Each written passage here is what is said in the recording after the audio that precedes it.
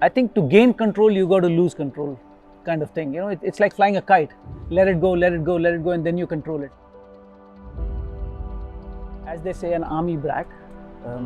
Tried my level best to join the army. Mathematics being the biggest obstacle of my life, couldn't get past that, and failed miserably. Literally was my Waterloo. And I started playing golf when I was in class 12, thanks to my benchmate and later my best buddy called Jyoti Randhawa. The entire golfing world knows who Jyoti is. So thanks to him, I got into the game and slowly got addicted to it, then turned professional. I played for the country, played the Asian Games once, and then played the World Cup as a professional later in 2003. And once I turned professional, there was no looking back, and this was the career choice that I had made. And even my father thought in the beginning, what's wrong with him? You know, in a country like India where only cricket is given, so to say, that stand on the pedestal as far as professional sport is concerned, he was concerned about it. But luckily things fell into place, and I've been playing professional golf since '99, so that's 22 years now. It's been a while. And here I am.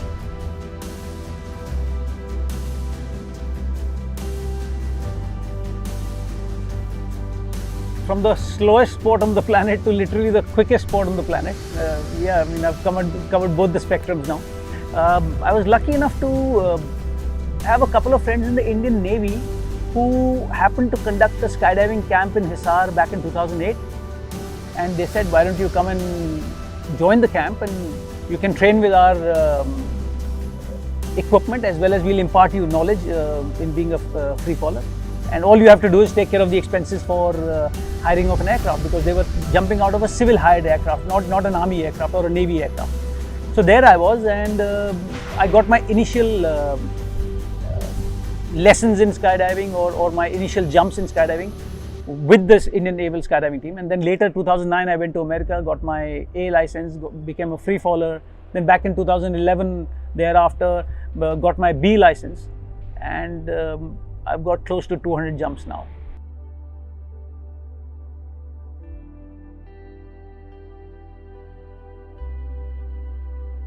More than scary, I was a little too concerned about what am I supposed to do when, you know, what is the sequence of events that I have to follow. And before I knew, or before I could even run it in my mind, even once, the parachute was open. And the first thought was, oh, thank God, I'm safe. You know, I'm going to live to jump another day. So, and I think that feeling, not only for the first jump, I think that feeling continued for the next couple of jumps. And then when you know that the procedure, this is the procedure you got to follow, then things fall into place, the frames per second increase, you happen to see more around than just be concerned about being alive. And because the first two jumps are only about being alive. Really they were. Because I mean, one has to cross a certain line to know what is across, right? And I think it took me a couple of jumps to realize what is across the line. And then once you cross that line, you realize that, you know, when you're up in the air, you don't have to just imagine or think about being safe and being alive, but also look around and see, you know, what a bird sees. So that is how that love for the sport just kept growing, and it is still growing.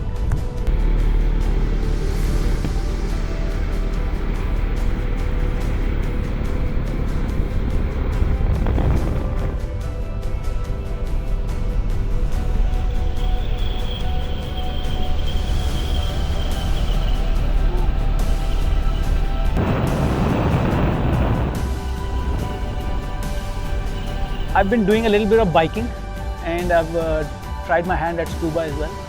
And skydiving was something I was always, you know, mesmerized by, I would say, but it wasn't available anywhere in the country. And I always thought that I'll definitely have to go across the border somewhere or the other to get up in an aircraft and jump out.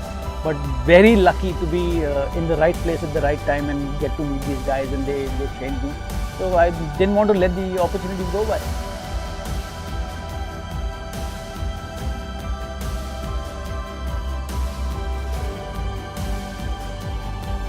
So far so good, but I think in the skydiving world, I would say I am not even in kindergarten yet. So, I mean, we have a couple of instructors here who've got more than 10,000 jumps each. So you can imagine if I'm at 200, I mean, it doesn't even, you can't even take the two names in the same breath. So miles to go before I rest. As I was talking to my partner Rudra, when we thought about this company and this operation, we thought we'd be jumping every day.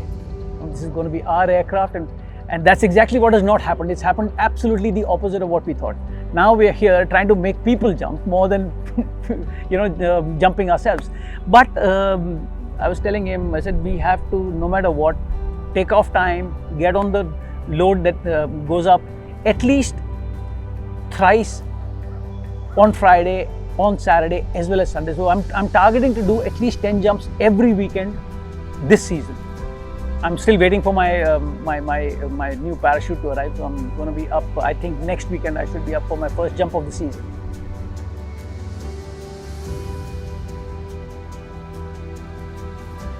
We're the only ones. We're very proud to say that we are the only ones. The first question that people ask themselves before they ask us is it safe in India? So what are the safety standards? Now, I don't understand what is a safety standard. How do you spell safety standard? A life is a life, whether it is in America or in India or in Pakistan or in China or wherever the hell you are, right? So life will always be a life. I'll tell you about an operation that happened in a place called Krutitsy in Russia. Rudra was there a couple of years ago. There was an accident. A very experienced skydiver. He had 6,000-7,000 jumps. He was trying a maneuver at the last moment, got rammed into the ground, and went into coma, and finally died the next day. The drop zone was shut for an hour. They observed a bit of silence, and after that, everything was back to normal the way it was. So nothing stops. Whereas in India, if anything was to happen, this operation will shut down. This operation will have to shut down. So we have to be doubly or maybe triply careful about what we do and who we put up in the air, and that's why we are sitting right now. The wind is up. We can't skydive right now. The wind is very gusty, and like I said, safety is paramount. I don't care if a customer says, I want to go up now, and I don't care whether it is gusty or what. Sorry, boss. Here's your money back. You can go back if you want, but safety has to be more than just 100%.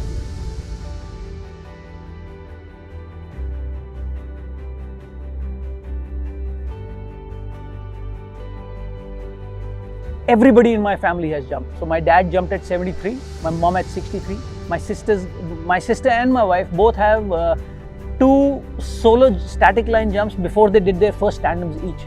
So the entire family is skydivers. My father turns 84 next month, and I intend to bring him out for a jump on his 84th birthday.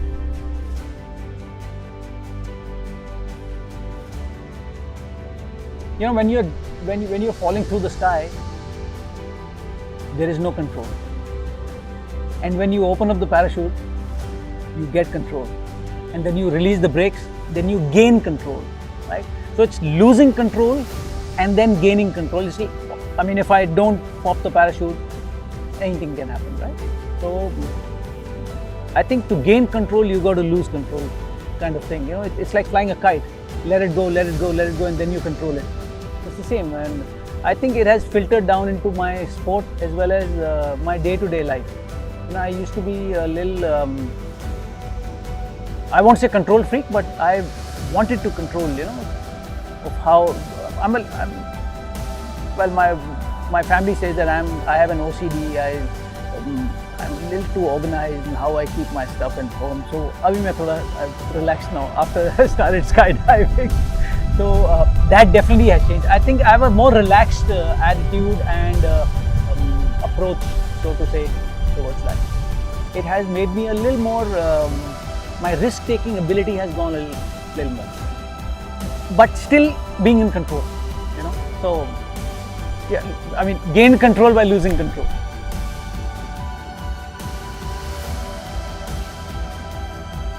You definitely become more fearless. Like they have this ad for Red Bull, it gives you wings, but skydiving actually gives you wings in the real sense. the general outlook towards skydiving is that it is a life-threatening sport. No, it is not. It is the safest extreme sport in the world. It is by far the safest extreme sport in the world. Purely because when you go up, you have two parachutes in a parachute system. In a skydiving parachute, you have a backup parachute, and you have an automated activation device which works on barometric pressure. It's a microchip. The moment let's say if I jump out of the aircraft and I knock myself out, and I'm falling through the sky, so the automated activation device will activate the reserve parachute and it'll pop up once you reach 1500 feet off the ground. So all that might happen. You might get bruised wherever you land. You might land up on a tree or something, but you won't die.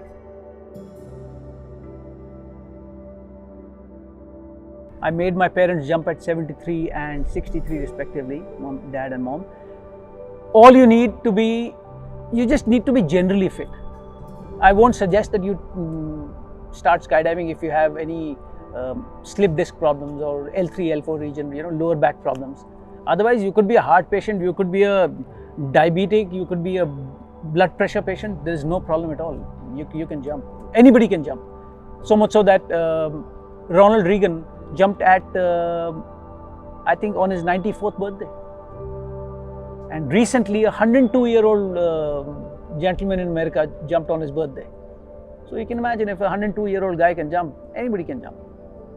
Weight restrictions, yes. If somebody is above 90, I think it's a flat rule across countries. They charge you a certain amount of money, because when you come into land, the entire weight actually goes on the tandem instructor's knees, because your legs are up. So it's basically compensating for him. And otherwise, it's a very, very safe sport. Very, very safe sport. We're very lucky. We're very lucky.